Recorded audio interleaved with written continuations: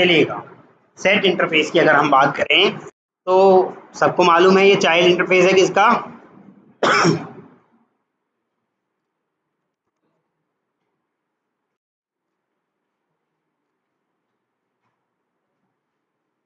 पहले हमारे पास रहा होगा कलेक्शन, ठीक, फिर हमारे पास रहा होगा सेट, ठीक। अब इसके कुछ चाइल्ड्स आएंगे, उनकी हम बात करें।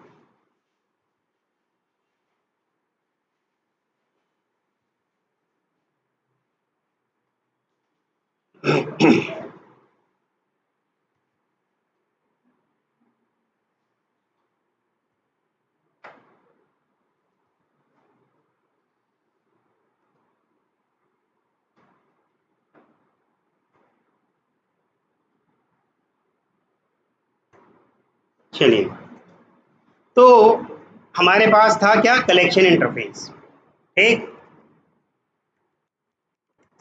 कलेक्शन जितने भी गोल राउंड में बने हुए हैं वो सारे क्या कहलाएंगे? आपके इंटरफेस। सेट हो गया, और फिर ये सारे पहले इंटरफेस कंप्लीट कर लेते हैं। ठीक, क्या वो कर्सर अपने आप ही क्यों भाग रहा है?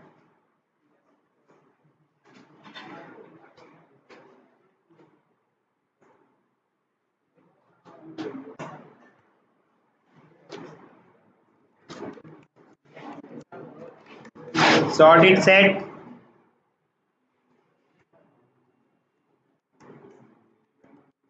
नेविगेबल सेट,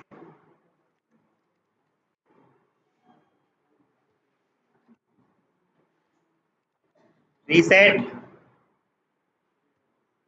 और hash set, linked hash set. यही वाला जो है सबसे अलग है, बस ये जो है ना लिंक्ड हैश सेट, यही वाला सबसे अलग है जिसके बारे में आपसे इंटरव्यूअर पूछेगा, ठीक। लिंक्ड हैश सेट के लिए वो ये पूछ सकता है पूरे कलेक्शन फ्रेमवर्क में क्या कोई ऐसा भी एलिमेंट है जिसमें हमारा डुप्लीकेसी तो अलाउ है नहीं, पर इंसर्शन ऑर्डर प्रिजर्व है, तो वो कौन सा कहलाएगा? लिंक्ड हैश सेट, क्योंकि ये डेटा स्ट्रक्चर फॉलो करता है किसका? लिंक्ड लिस्ट का। और लिंक लिस्ट का करता है तो नोड आपस में एक दूसरे का एड्रेस होल्ड करते हैं, जिसकी वजह से इंसर्शन ऑर्डर मेंटेन हो जाता है, ठीक। सेट में होने के बावजूद, जबकि सेट कहता है कि insertion order is not preserve, but linked hash set की वजह से क्या है?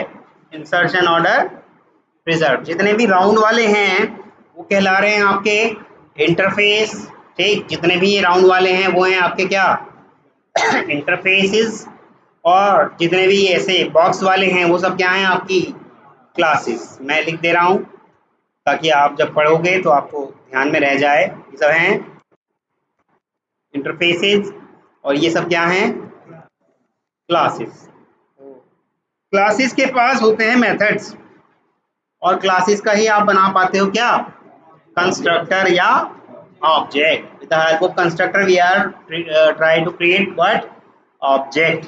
कंस्ट्रक्टर की हेल्प से तो बनाते हैं, ठीक है। अब इसकी कुछ बातें लिख लेते हैं।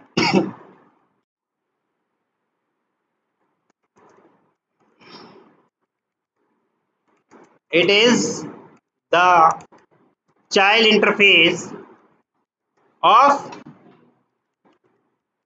collection। अब यहाँ पर डुप्लीकेसी अलाउ नहीं है और इंसर्शन ऑर्डर भी प्रिजर्व नहीं है। If we want to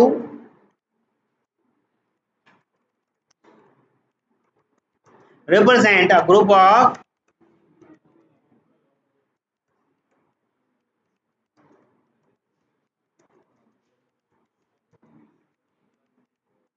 single entity, ठीक, where क्या क्या है?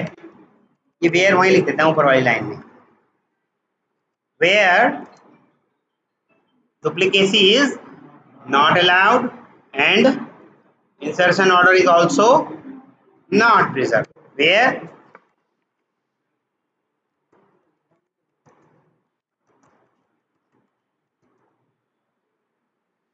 And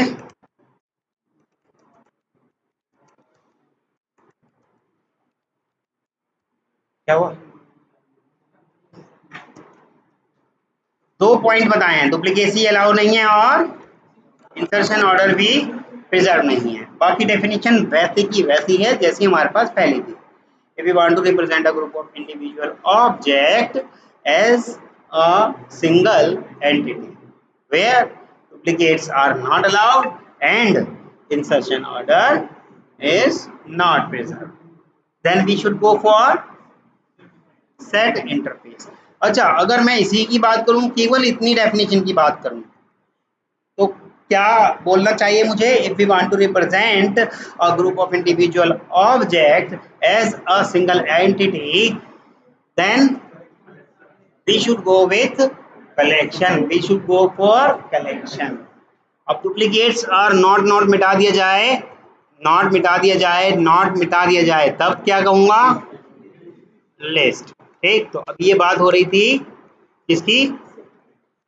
set. इसके ऊपर मैं लिख दे रहा हूं यहाँ सेट। ठीक,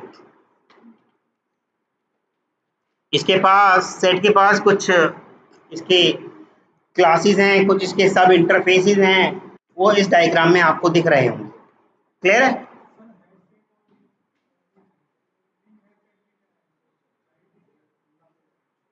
आपस में भाई चाइल्ड है ना, इम्प्लीमेंटिंग क्लास है। जब कोई क्लास किसी भी अच्छा है, सेट भी क्लास है, वो भी क्लास है, हाँ, फिर तो आपस में चाइल्ड और पेरेंट का रिलेशनशिप है दोनों में। और क्या, सिबलिंग किसने कहा? है सेट और लिंक है सेट। सिबलिंग कहाँ पढ़ा आपने? मुझे दिखाओ एक बार, मुझे वो वाली किताब दिखाओ जहाँ पढ़ा होगा आपने।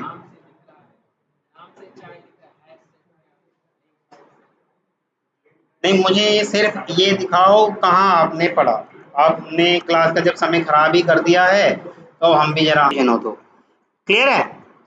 तो अब थोड़ा थोड़ा सा इनके बारे में देख लेते हैं। जैसे कि भाई सेट के बारे में तो हमने पता ही कर लिया क्या चीज बता रहे थे। अब आता है आपका हैश सेट। ठीक, उसके सेट सबसे इंपॉर्टेंट बात जो है, सेट इंटरफेस के पास अपनी कोई भी क्या नहीं है क्या नहीं है?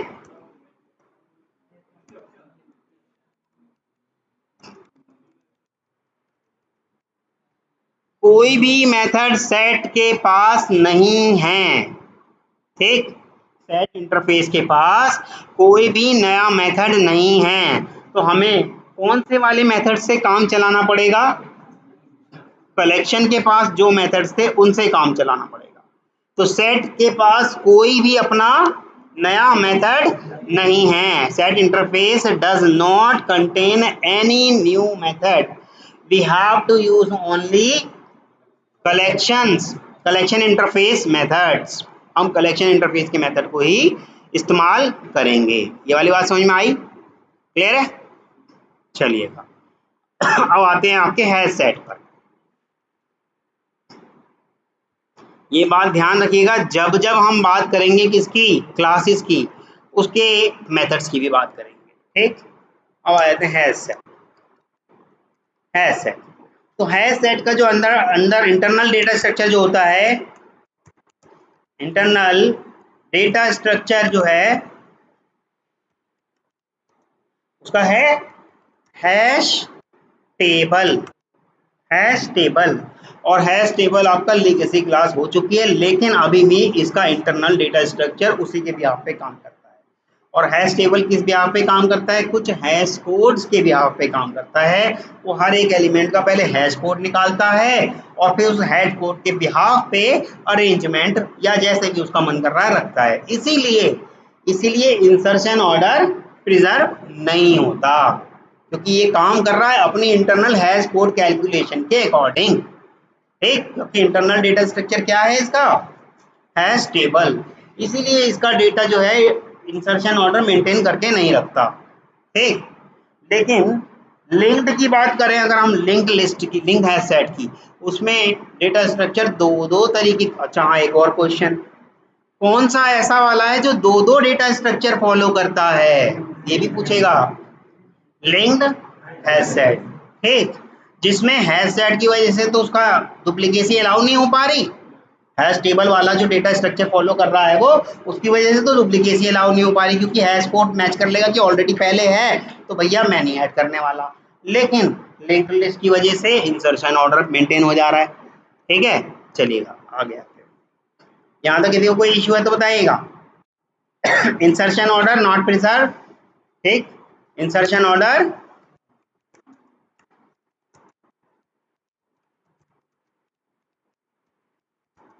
क्यों नहीं होता?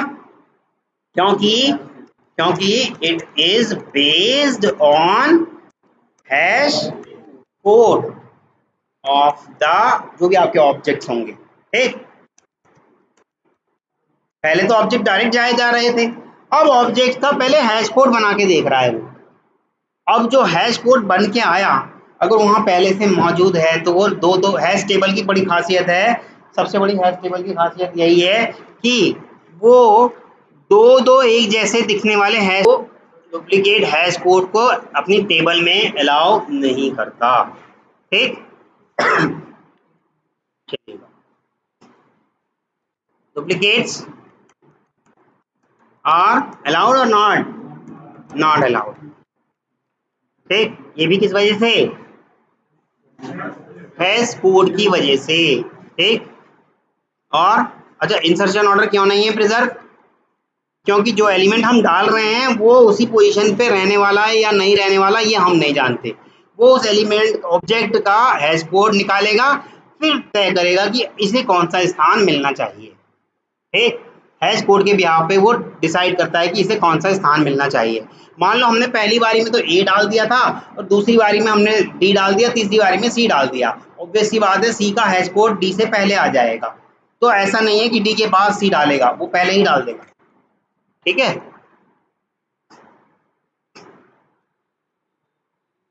यस, अगर हम डुप्लीकेट डालने की कोशिश करें, हैश सेट में अगर हम डुप्लीकेट डालने की कोशिश करें, if we try to insert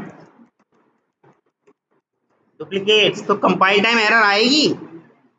no compile time,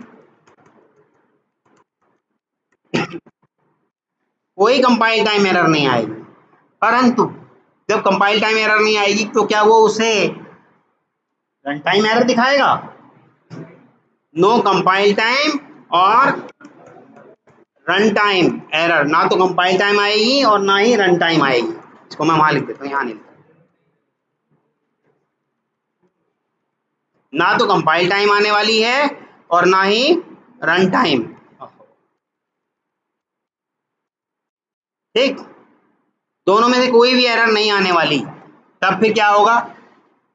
जिस ऑब्जेक्ट को ऐड करने की वो कोशिश कर रहा है क्या वो ऐड हो जाएगा? नहीं, वो रिटर्न कर देगा फॉल्स, नहीं हुआ भैया ऐड। बस, अगर आप जो ऐड करने का मेथड इस्तेमाल कर रहे हो उसी मेथड को प्रिंट करके देखेंगे और डुप्लीकेट्स के साथ करके देखेंगे तो वो रिटर्न कर देगा, मतलब प्रिंट होके आपको कंसोल पे दिख जाएगा क्या? फॉल्स। क्यों? क्योंकि ऑलरेडी वैसा दिखने वाला ऑब्जेक्ट हमारे पास था। क्लियर है? ज़्यादा किसी को कोई, अच्छा कलेक्शन का चाइल्ड है तो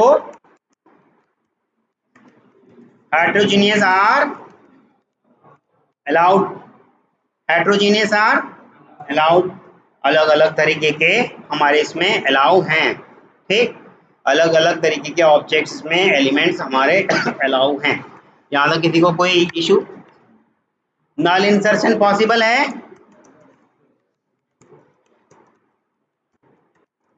लेकिन ओनली वंस। ऐसा क्यों? क्योंकि दूसरा नल डालते ही उसका हैश कोड बनाएगा और हैश कोड देखेगा ऑलरेडी पड़ा है, वो फॉल्स रिटर्न कर देगा। ठीक है, क्योंकि डुप्लीकेट्स आर नॉट अलाउड। और बताइएगा, बस इतना बहुत है इसके लिए। हैश टेबल बेस्ट यूसेज है हैश टेबल का जब हम मैक्सिमम सर्च ऑपरेशन परफॉर्म कर रहे होते हैं। It is useful when we are performing search operation.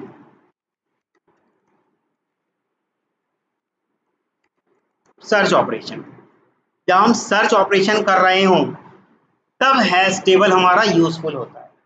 ठीक, जब हम सर्च ऑपरेशन कर रहे हों तब हैश टेबल हमारा यूजफुल होता है। वन के बाद दूसरा, दूसरे के बाद तीसरा, इस तरह से सर्च कर लेगा। लेकिन जब हम बात कर रहे हैं पेरियोडिकली एडिशन और रिमूवल की, तब आपका हैश टेबल थोड़ा सा स्लो हो जाएगा। क्यों? चेक करना ऐसा वाला हैश कोड है या नहीं है, फिर उसको फॉल्स या ट्रू रिटर्न करना, ये सारी चीज़ में टाइम लगेगा ना। बार बार इसी चीज़ को कह रहा हूँ, पहले वो हैश कोड बनाएगा, फिर चेक करेगा ऐसा वाला हैश कोड है या नहीं है। आ रहा समझ में? तो इसीलिए उसने कहा जब सर्च ऑपरेशन परफॉर्म करा रहे हो तब तो ये बेस्ट सुटेबल एग्जाम्पल है। ठीक, आगे आते हैं। सर्च ऑपरेशन मतलब कि मान लो मैंने एक सेट बना लिया, Sunday Monday Tuesday Wednesday Thursday, Wednesday search करना है मुझे। ठीक, तो इस अगर इस तरह के चीज में मुझसे देखा जाए कि भाई हैश टेबल या link hash, sorry hash set या लिंक हैश सेट, कौन सा वाला यूजफुल है, तब मैं कहूँगा सर्च ही तो कर रहे हैं तो मेरा हैश सेट है। ठीक, लेकिन मैं कहूँ आपसे एडिशन में परफॉर्म कराना चाहता हूँ, तब नहीं, तब तो मेरा लिंक्ड हैश सेट है, क्योंकि अंडरलाइंग डेटा स्ट्रक्चर वो लिंक लिस्ट वाला भी कर रहा है। मान लो मैं किसी भी एलिमेंट के बाद ऐड कराना चाह रहा हूँ, किसी भी एलिमेंट के बाद ऐड कराना चाह रहा हूँ,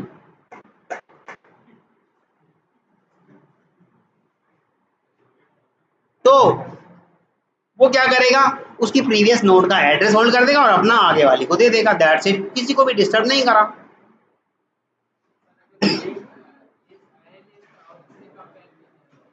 एरे लिस्ट, एरे लिस्ट और हैश सेट, तो सीधी सी बात है, वहां तो डुप्लीकेट्स और इंसर्शन मेंटेन हो गया ना, यहाँ तो नहीं है।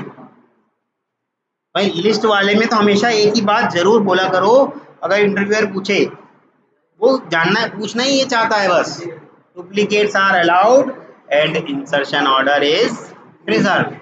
और इधर जैसे ही सेट की बात आ जाए, वहां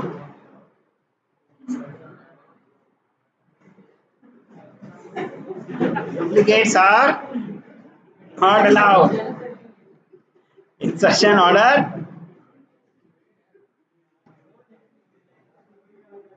सेट, अच्छा सेट नामक शब्द आपने अपनी रोजमर्रा की जिंदगी में कहाँ सुना होगा? हाँ, मैथ मैथ नहीं, रोजमर्रा की जिंदगी में। वैसे मैथ पे भी आएंगे भी धीरे धीरे, पहले रोजमर्रा की लाइफ में। सोफा सेट है ना, और लाइफ सेट, ये कौन सा सेट हुआ? Sofa set. वैसे ज्यादातर आपने ज्वेलरी की दुकान पे देखा होगा ऑर्नामेंट सेट, है ना, ग्लास सेट, डिनर सेट, है ना। क्या आपने कभी डिनर सेट में डुप्लीकेट राइस टेबल देखी है? राइस ट्रे, क्या कभी किसी महिला के दो दो एक जैसे दिखने वाले ऑर्नामेंट्स उस सेट के अंदर देखे हैं? मुझे मालूम था कुछ लोग खुराफाती हैं, कहेंगे कानों के तो एक जैसे दिखते हैं, वो एक जैसे नहीं होते, एक लेफ्ट वाला होता है और एक राइट वाला होता है। हाँ, वो एक जैसे नहीं होते, तभी उसे सेट कहा गया है। ठीक है, अब मैथ की बात करते हैं। गणित में आपने पढ़ा होगा 10वीं क्लास में, जब कभी भी हम सेट बनाते थे तो क्या कोई नंबर उसके अंदर दोबारा रिपीट होता देखा है सेट में? अब याद नहीं आ रहा होगा 10वीं का गणित, लाइफ सेट याद आने वालों से बात कर रहा हूं मैं। चलिएगा, हालांकि ये सारी चीजें कोर्स का पार्ट नहीं थी, आपको नींद आ रही थी इसलिए मैंने ऐसा कहा। हाँ, कुछ बोल रहे हो? है सेट, इसका कंस्ट्रक्टर क्या है? डिफॉल्ट कंस्ट्रक्टर तो भाई वैसे ही वाला है, न्यू लगा दो और इस तरह से आपने इसका डिफॉल्ट कंस्ट्रक्टर बना दिया। और एक कंस्ट्रक्टर है जिसके अंदर हमारी जाएगी इसकी initial capacity new has set. ठीक, इसके अंदर हम डालते हैं इंट टाइप की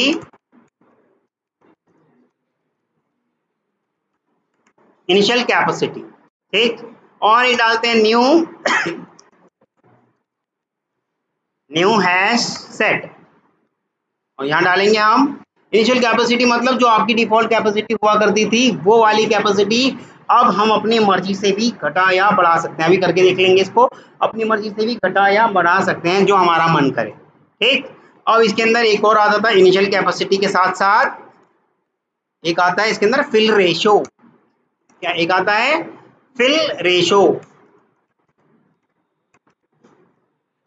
मतलब वो फिल रेशो जैसे पहले तो ये अपने फॉर्मूला के अकॉर्डिंग साइज बढ़ाता था सेट का। मान लो हमने साइज तो दे रखा है या डिफॉल्ट साइज इसका जो भी रहा होगा 16 मान लो रहा होगा, हमने जैसे ही 17th एलिमेंट दिया तो कोई फॉर्मूला के हिसाब से तब बढ़ाता था ना। अब मैं इस फिल रेशो में जो भी डाल दूंगा अब उसके अकॉर्डिंग ये नया साइज बढ़ाएगा। ठीक, और एक है वही जो सबके साथ चल रहा है जिसमें हम कलेक्शन पास कर दिया करते थे।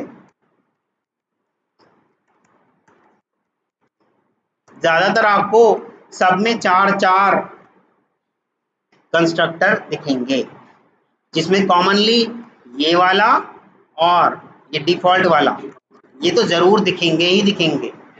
किसी किसी में इनिशियल कैपेसिटी वाला नहीं है, किसी किसी में है, किसी किसी में फिल रेशो वाला नहीं है, किसी किसी में है। ठीक, अपने हिसाब से आप उसको याद कर लीजिए।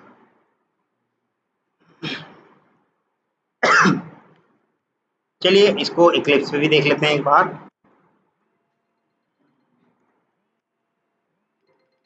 चलिए स्टार्ट करते हैं।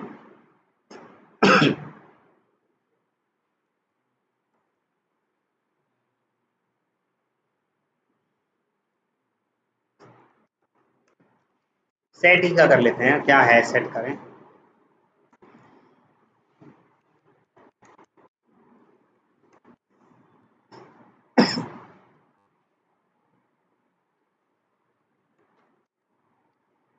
चलिएगा आगे बढ़े।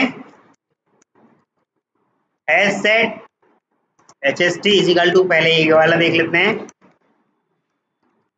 एज सेट, और ये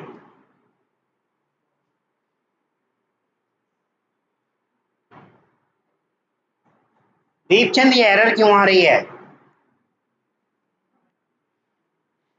दीपचंद ये एरर क्यों आ रही है? वेरी गुड, इसको हमें इंपोर्ट करना होगा।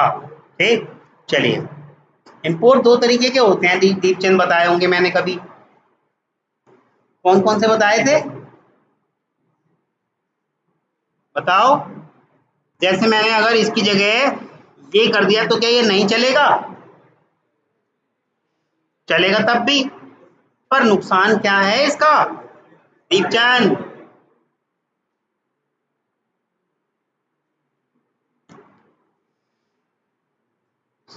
दीपचंद तो नहीं बता पा रहे।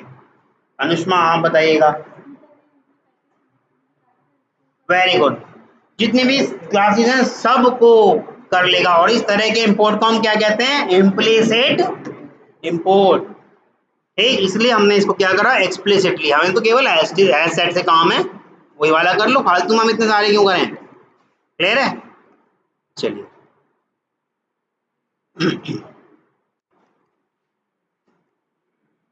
कुछ भी आप ऑब्जेक्ट डाल दीजिएगा, ए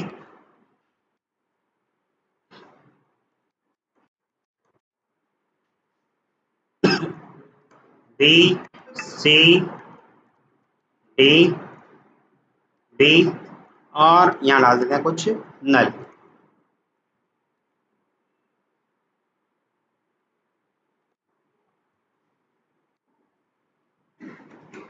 नल और नल और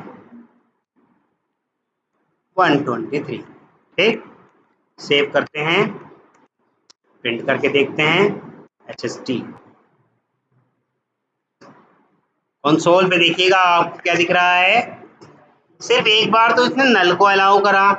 ठीक, और जैसे ऑर्डर में हमने इसे एंट्री दी थी वैसा ऑर्डर मेंटेन नहीं करा इसने।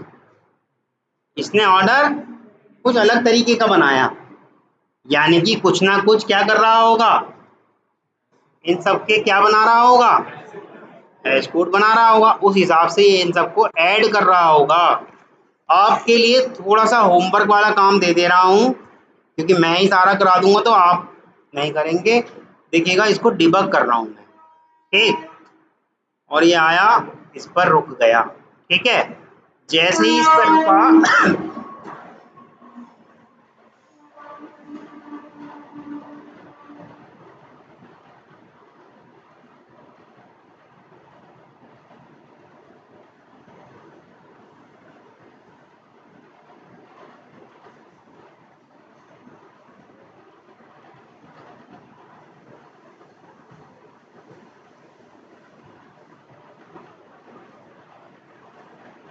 ऐड नहीं करा,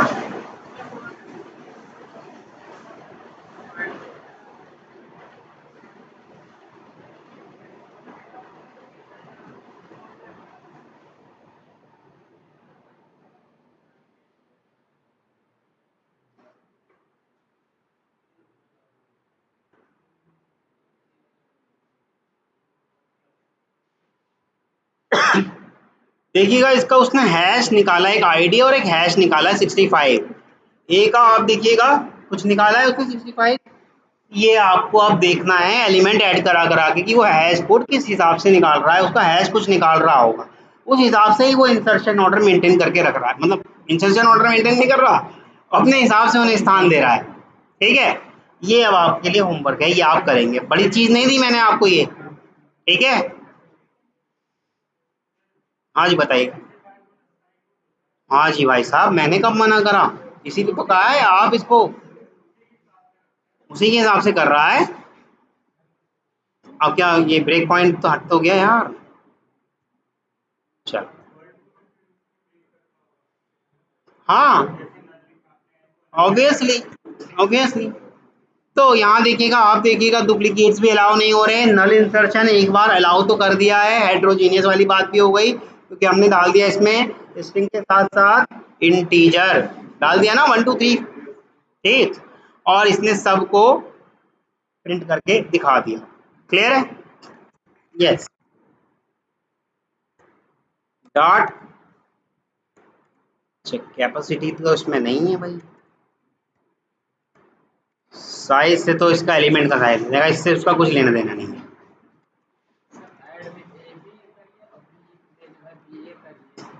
ऐड में ए बी करूं और यहाँ बी ए करूं, हाँ तो इनके ऑब्जेक्ट अपने हिसाब से बना के लाएगा। वही तो आपको करनी है आर एन डी, रिसर्च और डेवलपमेंट।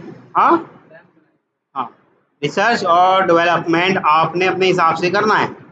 ये लीजिएगा, ये सेव किया और ये हमने रन कर दिया, ए बी और बी ए, क्योंकि ए बी का ऑब्जेक्ट कुछ और बना होगा और बी ए का ऑब्जेक्ट कुछ और बना हुआ, दोनों अलग अलग दिखने वाले हैं, तो दोनों का हैश कोड भी अलग अलग बन के आया होगा। क्लियर है? किसी को कोई इशू है तो बताइएगा, ठीक।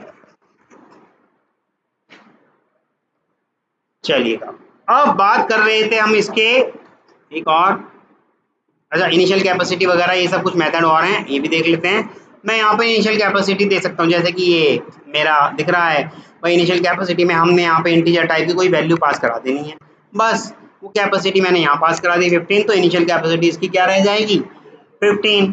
और इसकी जगह मैं अगर कर दे रहा हूँ 15, तो कैपेसिटी रहे ही रहे, और फिल रेशो में कह रहा हूँ कि 50% के हिसाब से बढ़ा दे और इसको फ्लोट रख देते हैं भाई। उसने कहा है ना साफ तौर पे फ्लोट, तो इसलिए एफ बनाना जरूरी है, ठीक है। तो फिल रेशो यानी कि अगर वो भर गया होगा तो अब वो 50% के हिसाब से उसे बढ़ाना शुरू कर देगा, 0.5 के अकॉर्डिंग उसे बढ़ाना शुरू कर देगा। मान लो 10 थी तो 10 का 0.5 के हिसाब से निकालेंगे तो 15 बना के देगा नया वाला, है ना, ठीक है। और कलेक्शन तो इसमें पास कर ही सकते हैं भाई, जैसे ये हैश सेट है, मान लो एक और हैश सेट बना लो, हैश सेट और h is equal to new hash set, और इसमें HST पूरा का पूरा पास कर दो। ऑलरेडी इस HST के अंदर सारे के सारे वो एलिमेंट आ जाएंगे जो मेरे HST के अंदर रहे होंगे। और HST क्या है? अपने आप में एक कलेक्शन है। ठीक, चारों कंस्ट्रक्टर हो गए इसके। ठीक है, अब बात करते हैं आगे डायग्राम। हैश सेट के अंदर आ गया आपका linked hash set. Linked hash set की अगर बात करें तो बस ज़्यादा से ज़्यादा दो ही आपको इसके अंदर वो दिखेंगे फर्क। क्या क्या है? अंडरलेइंग डेटा स्ट्रक्चर अगर मैं बात करूं हैश सेट का, तो उसका अंडरलेइंग डेटा स्ट्रक्चर या इंटरनली डेटा स्ट्रक्चर क्या है? Hash table. और लिंक्ड हैश सेट का इंटरनल डेटा स्ट्रक्चर क्या है? कॉम्बिनेशन ऑफ टू, क्या क्या? लिंक्ड लिस्ट और हैश टेबल। दूसरा फर्क, हैश सेट के अंदर इंसर्शन ऑर्डर प्रिजर्व नहीं होता, परंतु लिंक्ड हैश सेट के अंदर इंसर्शन ऑर्डर प्रिजर्व होता है। ये बहुत बड़े और मेजर डिफरेंट हैं दोनों की। ठीक, बाकी की सारी इम्प्लीमेंटेशन तो आप वैसे की वैसे ही देख लीजिएगा, जैसा हमारा सेट के साथ चल रहा है। यहाँ लिंक लगा देते हैं और ये लीजिए।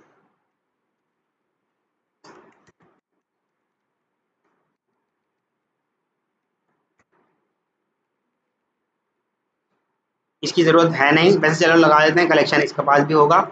ठीक, चलिए बाकी ऐसे के ऐसा ही आपको दिख रहा है, लेकिन आप ध्यान से देखिएगा, इसमें हमारा इंसर्शन ऑर्डर प्रिजर्व हो गया।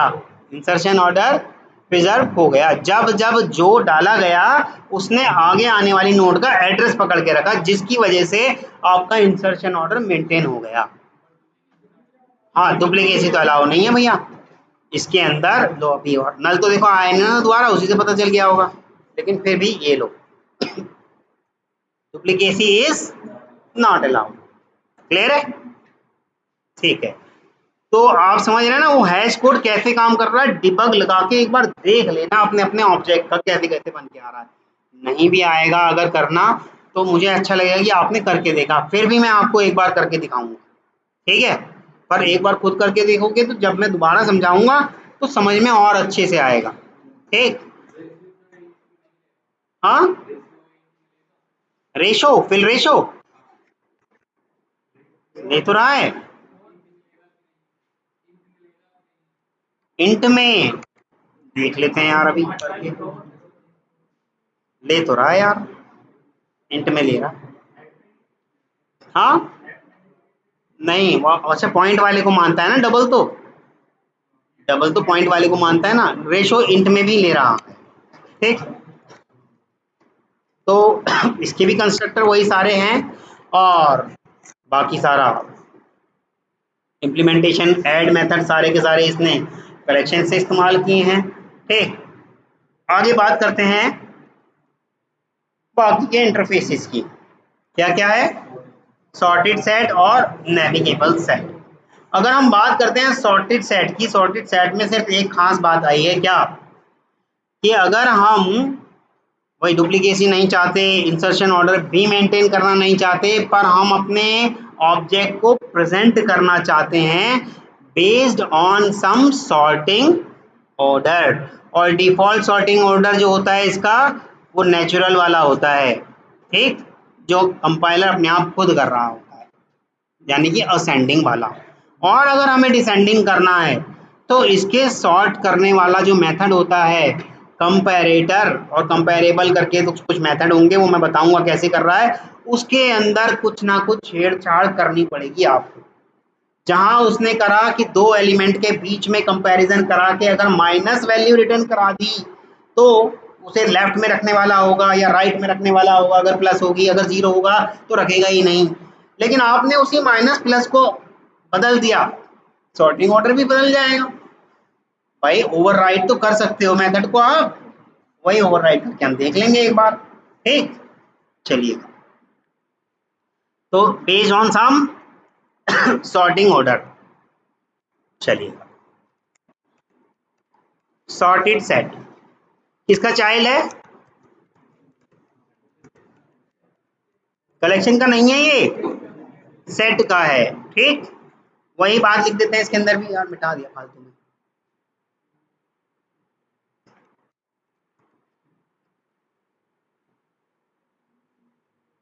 डेफिनेशन हटा दी थी क्या? चलो कोई बात। सॉर्टेड सेट ये है क्या? ठीक, चाइल्ड इंटरफेस ऑफ सेट, और set is also an interface. Set भी क्या है? Interface. If we want if you want to represent a group of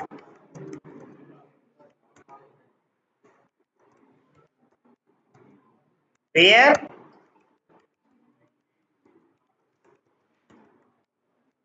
duplicates are not allowed and all objects must be insert according to some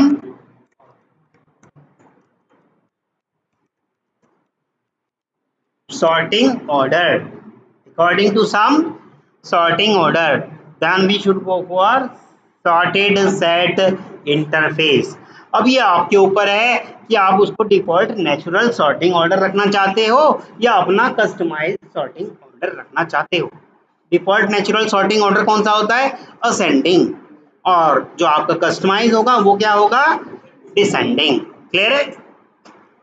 चलिए, इसके कुछ methods हैं। First, last, head set, tail set. एक बात ध्यान रखिएगा, जब हम हेड सेट और टेल सेट की बात कर रहे हैं और मैंने एलिमेंट लिख रखे हैं ऐसे 1 2 3 4 5, ठीक। अब मैं अगर आपसे कहूँ, जैसे एलिमेंट है कि 1 2 3 4 5, ठीक, मैं आपसे कहूँ कि 3 का टेल क्या है। मान लो 3 बीच में, उसके ऊपर जो होंगे उसके हेड होंगे, उसके नीचे जो होंगे वो उसकी टेल होंगे। ऐसे ही तो होता ना, ऐसे ही इसमें काम चलता है। परंतु 3 का क्या करें, उसे हेड में इंक्लूड करें या टेल में? 3 का जैसे 1 2 3 4 5, 5 एलिमेंट है। चलो लिख के दिखा देता हूँ, 1 2 3 4 5। अब मैं कह रहा हूँ इसका हेड सेट, अगर मैं कह रहा हूँ इसका हेड सेट, तो हेड सेट की अगर मैं बात करूंगा तो ये इंक्लूड होगा या नहीं हेड सेट में कभी भी? अच्छा देखो, बात बड़ी ध्यान से याद आ जाएगी आपको और हमेशा के लिए याद भी रह जाएगी। आप अपनी खुद की बॉडी देखो, आपकी बॉडी में हेड वाला पार्ट छोटा है या उसके बाद वाला पार्ट?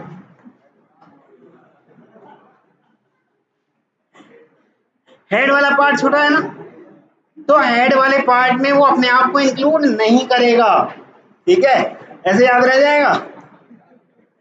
टेल वाले पार्ट में अपने आप को भी इंक्लूड कर लेगा, ठीक है, टेल वाले पार्ट में अपने आप को भी इंक्लूड कर लेगा। चलिएगा,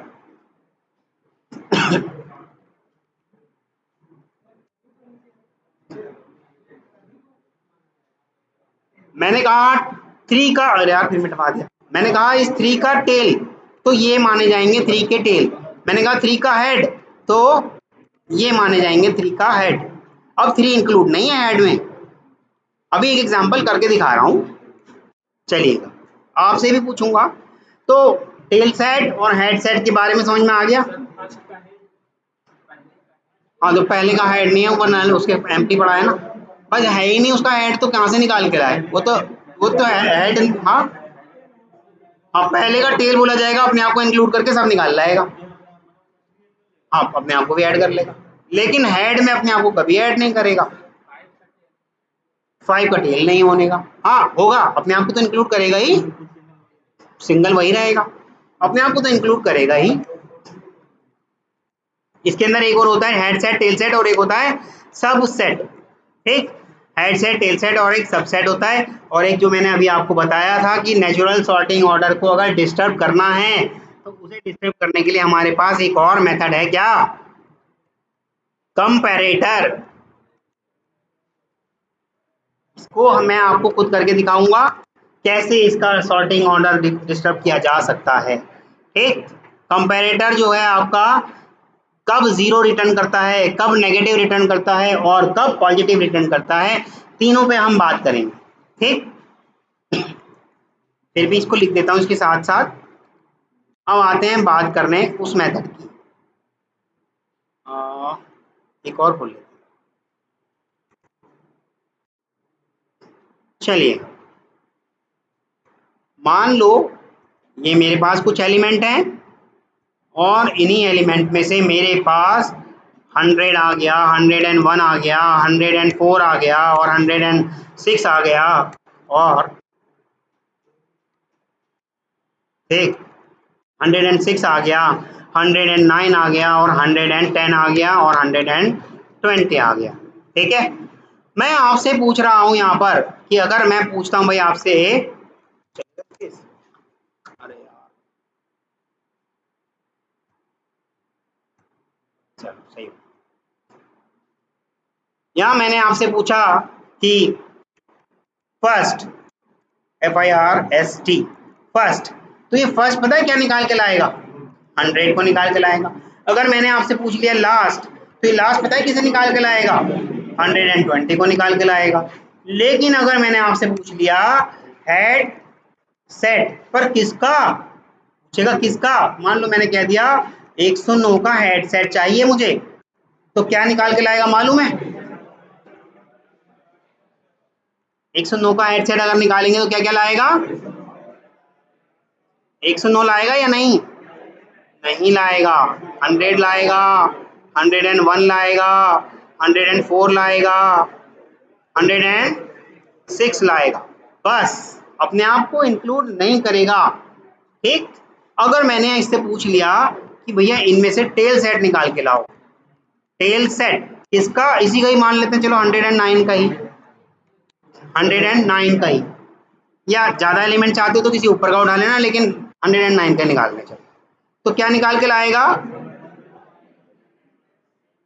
ये निकाल के लाएगा आपके पास 109 तो लाएगा ही लाएगा और 110 लाएगा और 120, मतलब कि हाँ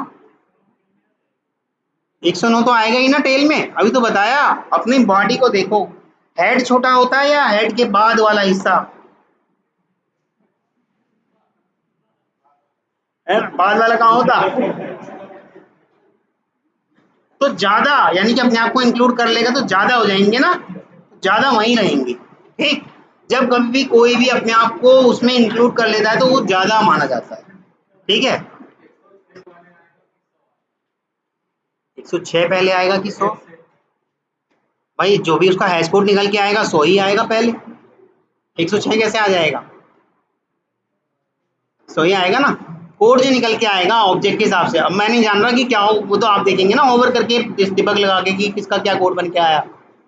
ठीक, मैं जब कराऊंगा मैं यहीं ओवर करके खुद दिखा दूंगा आपको इसका ये कोड बन के आया। ठीक है, जिसने भी करा हो, अगर मान लो जो करके भी आया होगा, कल अगर सच में किसी ने करा होगा, कल जो आएगा तो ये बता पाएगा कि वो कोड कितने डिजिट का होता है, ये मेरा पहला सवाल रहेगा। ठीक है, हाँ हाँ, तो वही आपको देखना है कितने डिजिट का होता है।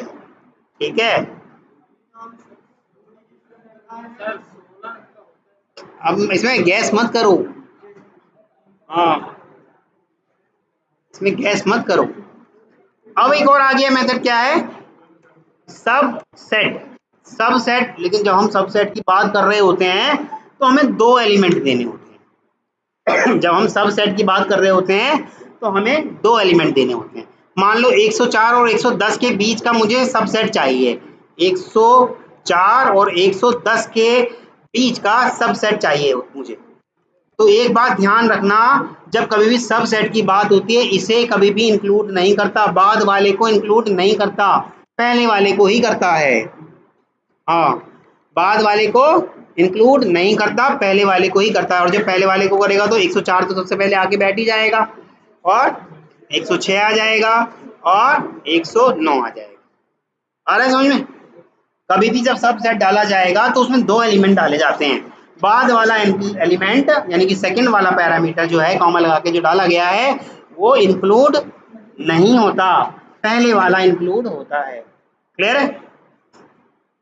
सबसेट पे क्वेश्चन पूछ सकता है इंटरव्यूअर, आपसे बनवा के कहेगा कि इसका सबसेट बताना जरा क्या निकल के आएगा। है बड़ा आसान, पर पता नहीं उस टाइम याद रहे या ना रहे। ठीक, चलिए। और बाकी एक तो कंपैरेटर है, वो यहाँ नहीं करा, वो तो उस तरीके से उसका एक प्रोग्राम बनवाऊंगा, उसके अंदर माइनस प्लस प्लस माइनस करवाऊंगा, तब आपको अच्छे से समझ में आ जाएगा कि ये अभी तक तो इतना सॉर्टिंग ऑर्डर नेचुरल चल रहा था, अचानक से ये कैसे डिस्टर्ब हो गया। ठीक, यहाँ तक समझ में आ रहा है? किसी को कोई इशू? तो ये आपका सॉर्टेड सेट भी आ गया। अब आ गया आपका नेविगेबल सेट। नेविगेबल सेट, हम अगर नेविगेबल सेट की बात करें तो हमारे पास अगर नेविगेबल पर्पस के कुछ मेथड हम इस्तेमाल करना चाहते हैं नेविगेशन से रिलेटेड, जैसे कि बैकवर्ड और फॉरवर्ड। आपकी तरफ से देखा जाए तो बैकवर्ड और फॉरवर्ड, आगे पीछे। ठीक, बैकवर्ड और फॉरवर्ड, ये वाले अगर मेथड हमने इस्तेमाल करने हैं तो हम हमेशा नेविगेबल सेट को इस्तेमाल करेंगे। नेविगेबल सेट एक क्लास नहीं है, क्या है देखो राउंड में बना रखा होगा उसको मैंने, इंटरफेस। यानी कि सॉर्टेड सेट और नेविगेबल सेट के कभी भी कंस्ट्रक्टर नहीं बनेंगे। इनकी इंप्लीमेंटिंग क्लास कौन सी है? Tree set. ट्री सेट इनकी इंप्लीमेंटिंग क्लास है। अब बात करते हैं ट्री सेट की। ट्री सेट, ट्री सेट के पास सीधी सी बात है, अंडरलाइंग डेटा स्ट्रक्चर क्या होगा उसका? इंटरनल डेटा स्ट्रक्चर क्या है इसका ट्री सेट का? देखिएगा मैं ध्यान से जो लिख रहा हूं उसको, बैलेंस ट्री। बस वो बैलेंस करके चलता है, नेगेटिव को कहाँ पहुंचाना है, पॉजिटिव को कहाँ पहुंचाना है, और जीरो के साथ क्या करना है, वो इसी फॉर्मूले के हिसाब से काम करता है। तो इसलिए इसको क्या कहा गया है? Balance tree. ठीक, उसका अंडरलाइंग डेटा स्ट्रक्चर क्या है? Balance tree. अब बात करते हैं इसके अंदर डुप्लीकेट्स अलाउ है या नहीं।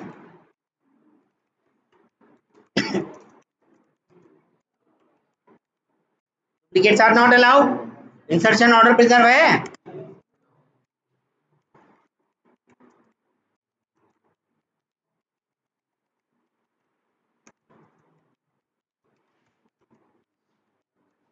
इंसर्शन ऑर्डर भी क्या नहीं है इसके अंदर, प्रिजर्व नहीं है। हेट्रोजीनियस है अलाउ या नहीं?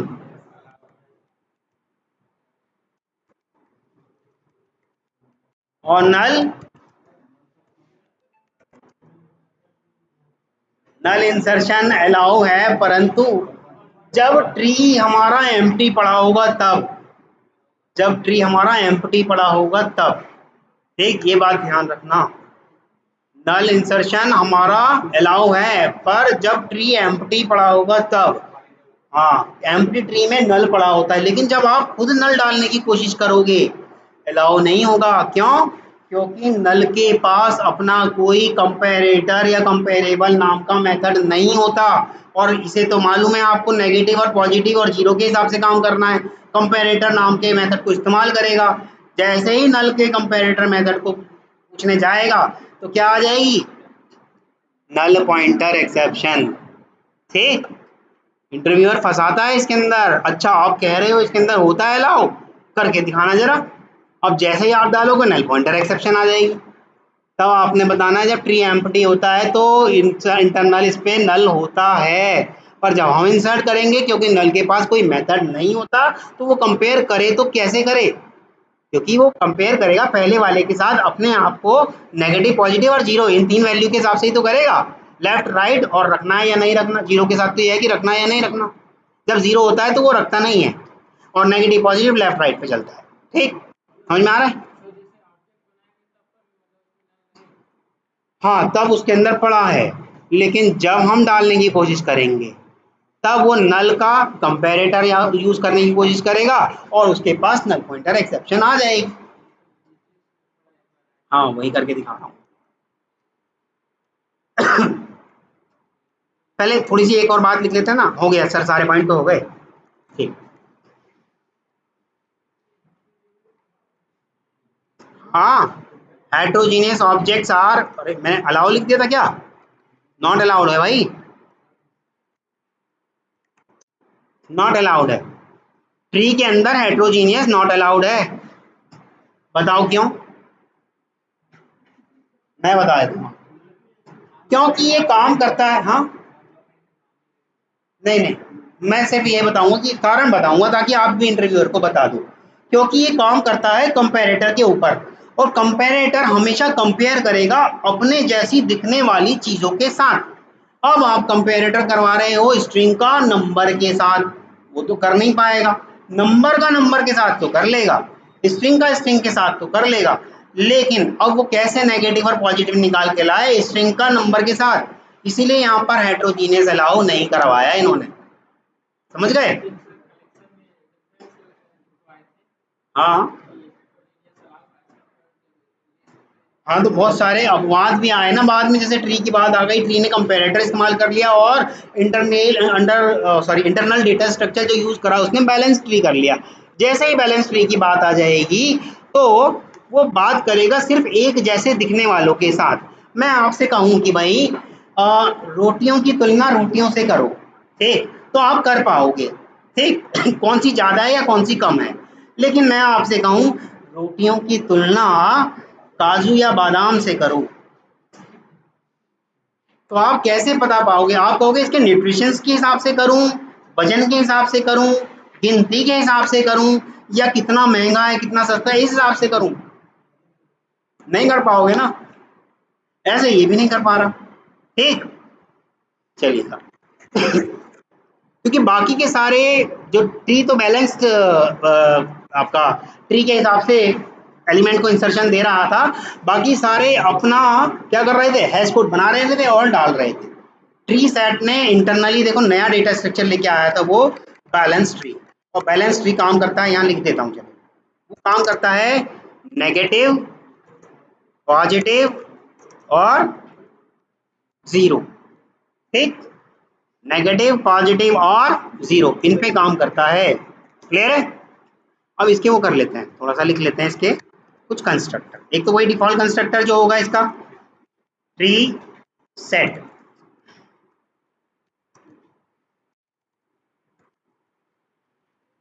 डिफॉल्ट कंस्ट्रक्टर, और दूसरा है जिसके अंदर हम नेचुरल सॉर्टिंग ऑर्डर को चेंज करने वाले हैं कंपैरेटर डालने के बाद, ठीक। तीसरा आ गया जिसके अंदर हम डाल देंगे आपका सॉर्टेड सेट। चौथा आ गया आपका जिसमें वही जो सबका चलता है कलेक्शन, कलेक्शन। ये दो मैंने आपको हमेशा बताए होंगे, ज्यादातर सब जगह मिल जाएंगे, ठीक, डिफॉल्ट और कलेक्शन वाला।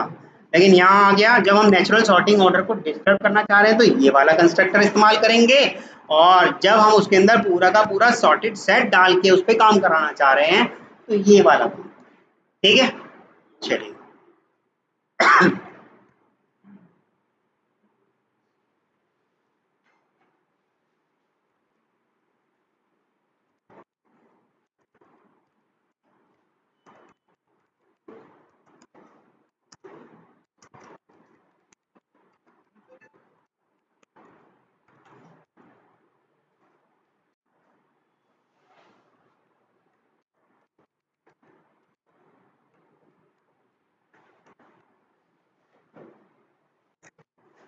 एम्प्टी ट्री आ गया, ठीक।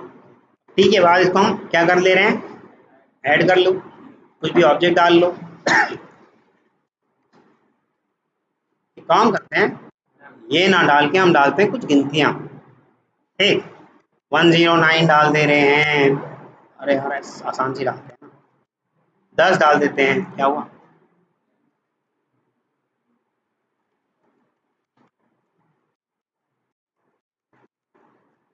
10 डाल दे रहे हैं, 1 डाल दे रहे हैं, 0 डाल दे रहे हैं, और 15 डाल दे रहे हैं, और 5 डाल, ठीक, ठीक है। अब आप देखिएगा इसने बैलेंस ट्री के हिसाब से इसको कैसे कैसे कर दिया, 0 1 5 10 और 15, 0 1 5 10 और 15, ये समझ में आ रहा है? पर ये हुआ कैसे, काम तो इसके ऊपर करना है हमने, ये हुआ कैसे, कब नेगेटिव कब पॉजिटिव हमें कैसे पता चले? तो इसके लिए भी मैं यहाँ पहले कुछ बातें लिखवा देता हूँ कि नेगेटिव कब करेगा पॉजिटिव कब करेगा। भाई जैसे ही ये मैंने पहला ऑब्जेक्ट डाला, डॉट करके वो क्या करेगा, उसको कंपेयर टू, और कंपेयर टू में दूसरा ऑब्जेक्ट डाल देगा, तो उससे कंपेयर करके कुछ ना कुछ वैल्यू आएगी, नेगेटिव, पॉजिटिव या जीरो। अब वो किस बिहाफ पे आएगी देखते हैं। ठीक, अगर इफ ओबीजे ऑब्जेक्ट वन, लिख देते हैं, पूरा नहीं लिख रहा, object OBJ one has come before object two, अगर ऑब्जेक्ट वन ऑब्जेक्ट टू से पहले आ रहा है तो नेगेटिव रिटर्न करेगा। ठीक, अगर ऑब्जेक्ट वन ऑब्जेक्ट टू के बाद आ रहा है तो पॉजिटिव रिटर्न करेगा। ठीक, और अगर ऑब्जेक्ट वन और ऑब्जेक्ट टू दोनों इक्वल हैं, if object one and object two और इक्वल्स, तो क्या आ जाएगा, और जीरो के केस में ना तो ये लेफ्ट में डालता ना राइट में डालता, वो ऐसे की वैसे वापस आ जाएगा। ठीक, समझ में आ रहा है। अब आते हैं यहाँ पर, ये 10 आ गया इसके अंदर, 10 तो हमारे इसके अंदर मान लो ये एंट्री आ गई, खाली पड़ा था। अब इस 10 का कंपेयर हुआ होगा इस 1 के साथ, इस 1 के साथ, है ना। अब ये जो चेक करा इसने, क्या मेरा 10 1 से, अभी लिखा है ना तीनों बातें, क्या उसके बिफोर आ रहा है या आफ्टर आ रहा है, क्या ये जो 10 है उसके बिफोर आ रहा है या आफ्टर आ रहा है, 1 के आफ्टर आ रहा है ना, 1 के, तो 1 के अगर आफ्टर आ रहा है तो भैया ये एज इट इज रहेगा और 1 अपना यहीं रह जाएगा। चलो आ जाते हैं। अब इस जीरो का 1 से होगा पहले, तो इस जीरो का 1 से होगा कंपैरिजन, तो जीरो का अगर 1 से कंपैरिजन होगा तो आप बताइएगा कि ये पहले आ रहा है या बाद में आ रहा है। जीरो, जीरो पहले आ रहा है, तो जीरो पहले आ रहा है तो पहले रख देगा 1 से या बाद में रखेगा, पहले रख देगा। बस वही है, नेगेटिव और पॉजिटिव का मामला है। ठीक, क्लियर है। अब आगे आ जाते हैं 15। अब ये 15 चेक होगा सबके साथ, किसके साथ, 0 1 और 10 के साथ। ठीक, आगे ये 15 जीरो के पहले आ रहा है या बाद आ रहा है, बाद आ रहा है, तो जीरो के बाद रख दिया जाएगा। फिर ये 15 1 के बाद आ रहा है या पहले आ रहा है, बाद आ रहा है, तो इसके बाद रख दिया जाएगा। फिर ये 15 10 के पहले आ रहा है या बाद, मतलब ये पहले बाद तो आपको समझाने के लिए कर रहा हूँ, आपको इंटरव्यूअर को नेगेटिव पॉजिटिव करके समझाना है। ठीक है, तो फिर ये इसके बाद रख देगा। इस तरह से इसका बैलेंस बनता जा रहा है। ठीक है, कोई सा भी एक एग्जांपल ले लेना, लेकिन जब कभी भी इंटरव्यूअर को समझा रहे हो कभी भी ABCD वाला मत लेना, उसमें अस्थायी वैल्यू के चक्कर में फंसोगे। उससे अच्छा नंबर लिख दो सीधे सीधे, नंबर साफ साफ दिख रहा है ना, बड़ा छोटा कौन सा है, बाद में आना चाहिए पहले वाला आना चाहिए, बस इससे भी समझ जाएगा कि हाँ बंदा जान रहा है नेगेटिव पॉजिटिव क्या हो रहा है। क्लियर है। या कोई और ऐसा कर देते हैं हम, यहाँ मान लो मैंने कर दिया 15। ठीक, आते हैं अब, यहाँ तक समझ में आ गया, ऑर्डर हो गया शॉर्ट। ठीक, और इसको कर देते हैं कॉपी, कंट्रोल C। अब ये मैंने करा इंसर्ट इसके अंदर 15 दोबारा से। ठीक, 15 दोबारा से, 15 जीरो के पहले आ रहा है, बाद आ रहा है, यहाँ रख देगा। 1 के पहले आ रहा है, बाद, नेगेटिव या पॉजिटिव, ये आ गया आपका इधर। फिर इसको चेक करेगा 10 के साथ, ये बार बार क्यों खुल रहा है भाई, ये रख देगा यहाँ। फिर चेक करा इसने 15 के साथ, क्या 15 के पहले आ रहा है या बाद, नहीं आ रहा, इक्वल आ रहा है, कुछ नहीं करने वाला, फिर कुछ नहीं करेगा, ऐसे के ऐसे ही रहने देगा। हाँ, डुप्लीकेट्स इसके अंदर अलाउ ही नहीं है, देखो अभी रन करके दिखा दे रहा हूँ, डुप्लीकेट्स इसमें अलाउ ही नहीं है। क्लियर है, समझ में आ रहा है, बताइएगा। अभी तो असेंडिंग कर रहा है, हम इसको, ये वाला जो कंस्ट्रक्टर बताया मैंने, कहूँगी कहाँ गया, ये कंस्ट्रक्टर बताया था ना, ये रहा, हम इसका ऑर्डर भी चेंज कर सकते हैं अपने अकॉर्डिंग। अगर हम डिफॉल्ट नेचुरल सॉर्टिंग ऑर्डर करें और डॉट कंपेयर टू मेथड को इस्तेमाल करवाना चाहें तो वो इंटरनली आपका वो कर रहा है, जेवीएम कर रहा है, ठीक। लेकिन जब हम करेंगे, हम कंपैरेबल के अंदर कंपैरेटर मेथड होता है उसको इस्तेमाल करके उसके नेगेटिव पॉजिटिव को छेड़ेंगे और फिर जो सॉर्टिंग ऑर्डर नेचुरल आ रहा था वो हमारे अकॉर्डिंग कस्टमाइज आने लग जाएगा, ठीक है। समझ में आ रहा है? तो अगर मैं बात करूं आपसे कंपैरेबल की, मैं बात करूं कंपैरेबल की, तो कंपैरेबल कंपैरेबल कंपैरेबल मतलब default natural set sorting order जो जेवीएम यूज करता है। अगर मैं आपसे बात करूं कंपैरेटर, तो comparator means customize sorting order जो हम यूज करते हैं। पूछेगा interviewer what is the difference between comparator and comparable. तो comparable default natural set sorting order जो जेवीएम इस्तेमाल कर रहा है, और कंपैरेटर जो हम इस्तेमाल कर रहे हैं ऑर्डर को डिस्टर्ब करने के लिए, कस्टमाइज करने के लिए। क्लियर है? यहाँ तक किसी को कोई इशू है तो बताइएगा।